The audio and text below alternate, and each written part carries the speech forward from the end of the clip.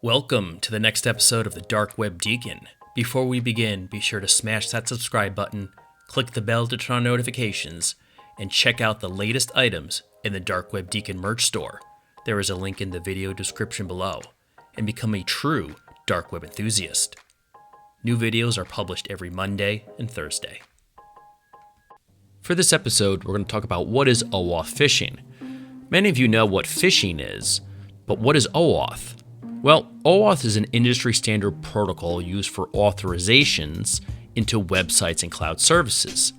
Many companies use it so employees can securely access various services from their work computers. OAUTH is the protocol used by many companies, including Google, Facebook, Amazon, Microsoft, to manage access to user data across their platforms. OAUTH phishing is being used to abuse the legitimate authorization feature of online service providers that lets third-party applications gain access to an account. OAUTH phishing targets OAUTH tokens instead of passwords. When a user grants a third-party app the right to access their account, the application uses the OAUTH token instead of a password. So how does OAUTH phishing work?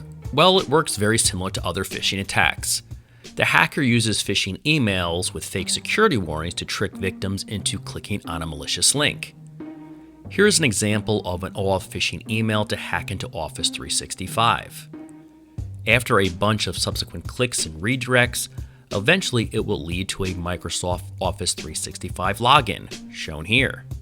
This is a real, legitimate login, and anything typed in here will not be stolen. What happens next is what the hacker is really after. After the successful login, the malicious payload kicks in and will communicate with the OAUTH provider and request more permissions from you, as shown here, and which will lead to the user most likely prompting the approval button. Any user being tricked into accepting the permission request would be giving the phisher access to every document he or she has access to, stored by the current service and any other services shared by the same OAUTH account.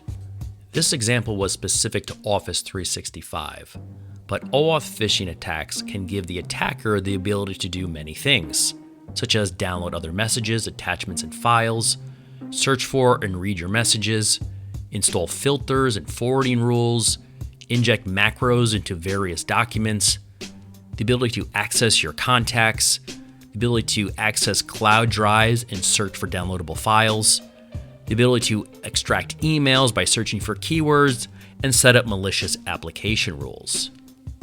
The bottom line here is that all of your employees and consumers should be educated about the dangers of OAUTH and other phishing attacks. They should always use best practices and only access applications that they trust.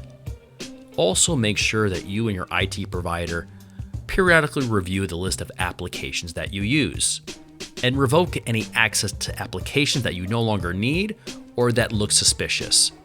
So whenever you're clicking that approval button, whether it be to download a file or to grant access and additional permissions, always be careful and make sure you're granting the permissions to the application and not potentially to a hacker. Thanks for watching, and as always, please like, subscribe, and provide comments, and turn on notifications by clicking the bell in order to check out future videos published twice a week.